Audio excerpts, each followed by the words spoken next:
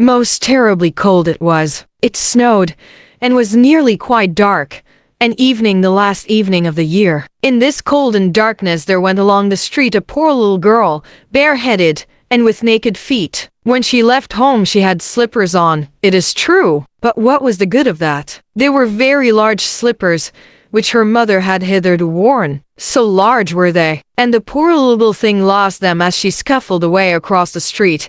Because of two carriages that rolled by dreadfully fast, one slipper was nowhere to be found. The other had been laid hold of by an urchin, and off he ran with it. He thought it would do capitally for a cradle when he some day or other should have children himself. So the little maiden walked on with her tiny naked feet, that were quite red and blue from cold. She carried a quantity of matches in an old apron, and she held a bundle of them in her hand. Nobody had bought anything of her the whole livelong day. No one had given her a single farthing.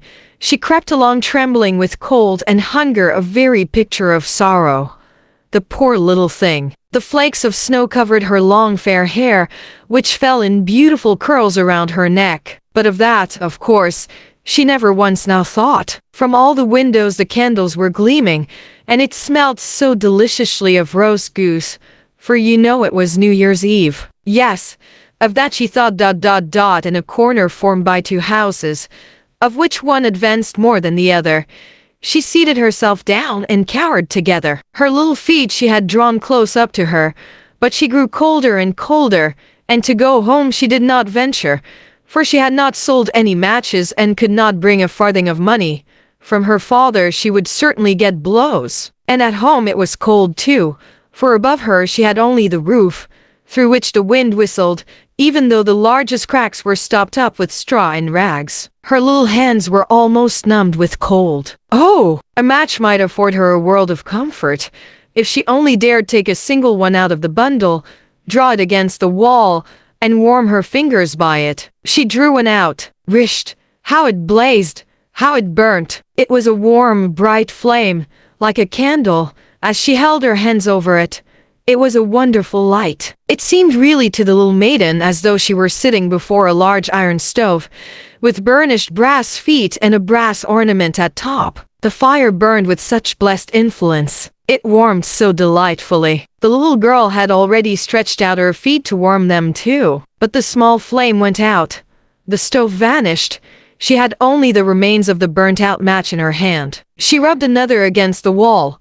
It burned brightly, and where the light fell on the wall, there the wall became transparent like a veil, so that she could see into the room. On the table was spread a snow-white tablecloth. Upon it was a splendid porcelain service, and the roast goose was steaming famously with its stuffing of apple and dried plums. And what was still more capital to behold was, the goose hopped down from the dish, reeled about on the floor with knife and fork in its breast, till it came up to the poor little girl. When the match went out and nothing but the thick, cold, damp wall was left behind, she lighted another match. Now there she was sitting under the most magnificent Christmas tree. It was still larger and more decorated than the one which she had seen through the glass door in the rich merchant's house. Thousands of lights were burning on the green branches, and gaily colored pictures, such as she had seen in the shop windows, looked down upon her. The little maiden stretched out her hands towards them when the match went out. The lights of the Christmas tree rose higher and higher. She saw them now as stars in heaven. One fell down and formed a long trail of fire. "Someone is just dead," said the little girl, for her old grandmother, the only person who had loved her, and who was now no more, had told her that when a star falls, a soul ascends to God. She drew another match against the wall.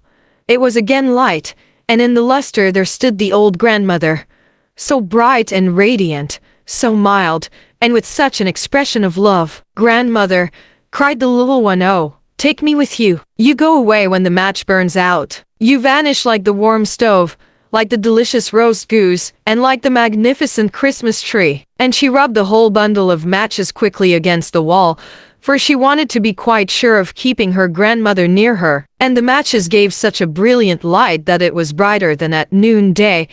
Never formerly had the grandmother been so beautiful and so tall. She took the little maiden on her arm, and both flew in brightness and in joy so high, so very high. And then above was neither cold, nor hunger, nor anxiety they were with God. But in the corner, at the cold hour of dawn, sat the poor girl, with rosy cheeks and with a smiling mouth, leaning against the wall, frozen to death on the last evening of the old year. Stiff and stark sat the child there with her matches, of which one bundle had been burnt. She wanted to warm herself, people said. No one had the slightest suspicion of what beautiful things she had seen. No one even dreamed of the splendor in which, with her grandmother, she had entered on the joys of a new year.